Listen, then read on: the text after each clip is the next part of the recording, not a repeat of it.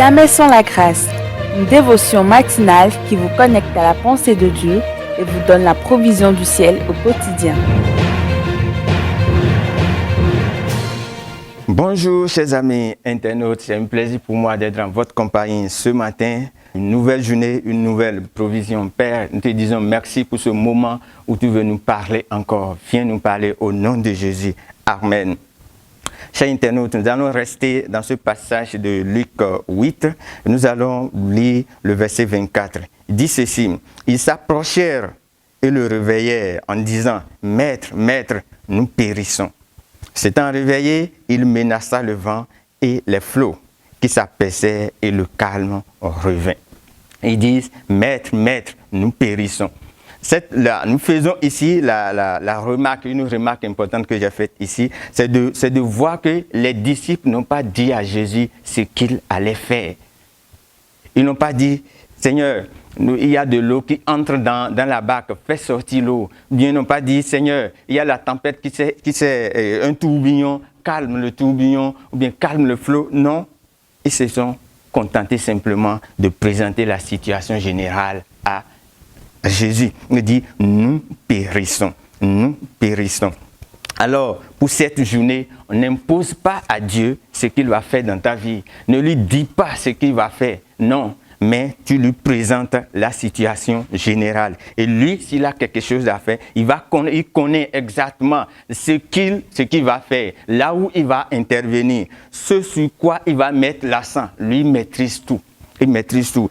Parfois, on demande à Jésus de faire ce qui n'existe pas. On lui dit de faire telle chose alors que la chose n'est pas une réalité. Parfois, on peut se sentir mal dans son corps. Ou on peut faire des analyses, on a trouvé peut-être que c'est telle chose. Mais en attendant que la chose se révèle, non, ça peut être autre chose. Il y a parfois plusieurs maladies qui ont le même symptôme.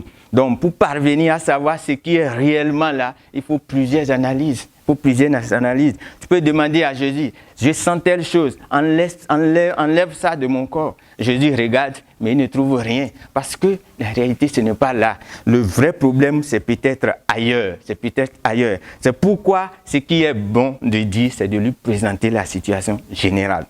Maintenant, les disciples sont vus ici en une situation de vie ou de mort, une situation de péril. Et qu'est-ce qu'ils ont fait? Ils ont fait appel à Dieu. Dit: nous périssons. Ça, c'est la situation générale. Nous périssons. Et quand Jésus s'est réveillé à vie, effectivement, s'il ne fait pas quelque chose, c'est la mort qui pouvait venir. Alors, pour nous aussi, pour toi, chers frères et sœurs dans le Seigneur, c'est de présenter ça à Dieu. Peu importe ce que tu ressens, peu importe la situation, tu présentes général. Tu dis: Seigneur, c'est toi qui as fait ce corps.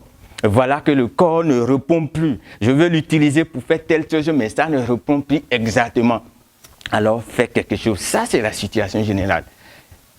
Peu importe, si on a dit: voilà, c'est telle chose qui ne fonctionne pas, c'est telle chose qui ne marche pas, ou bien si c'est dans ton couple, ou bien si c'est sur le plan du travail, présente-lui la situation générale. Seigneur, il y a ça qui ne va pas. Tu as dit que ça devait fonctionner comme ça, mais voilà ce que je vis. Alors lui, il sera exactement là où il va intervenir, ce qu'il va toucher, et la solution va venir. Nous voyons la même situation comme exemple dans le livre de Marc 10, Marc 10, le verset 51. Nous voyons là l'histoire de Bartimée.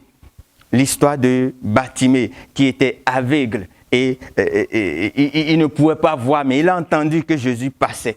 Et quand il a vu que c'est Jésus qui passait, et quand il s'est présenté devant Jésus, Jésus lui a demandé: qu'est-ce que tu veux que je fasse? Et qu'est-ce que Bartimée a demandé? Il a dit: fais que je recouvre la vie. Fais que je recouvre la vie. Il ne lui a pas dit: oui, Jésus, j'ai entendu, tu as guéri l'aveugle, un autre aveugle avant, celui qui est né avec l'aveugle, tu l'as guéri avec la boue, avec la salive. Fais la même chose pour moi. Il n'a pas dit ça. Il n'a pas dit: j'ai entendu, tu as mis la main sur les yeux de quelqu'un, tu l'as guéri. Non, il n'a pas dit ça. Il a dit: je veux recouvrer la vie. Et c'est ça ce que tu vas le présenter. Il lui a présenté la situation générale et nous avons vu que Jésus a agi. Et c'est la même chose. Si tu veux que Christ intervienne dans cette journée, qu'il fasse quelque chose pour toi, présente-lui la situation générale. Et lui qui ne trompe jamais, lui qui calme les tempêtes, lui qui fait apaiser les choses, il va ramener le calme. Peu importe le domaine dans lequel il y a des tourbillons, il y a des vents, il va ramener le calme. Et puis les choses vont commencer par aller au nom de Jésus-Christ. Que Dieu vous bénisse et si Christ à venir, on se retrouve demain. Si vous avez aimé cette émission, parlez-en à vos amis. Parlez-leur du message de la grâce et de ce qu'il fait dans vos vies.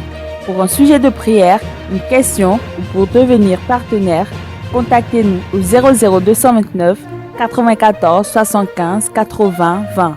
Que Dieu vous bénisse et à la prochaine. En attendant, pensez avec Dieu.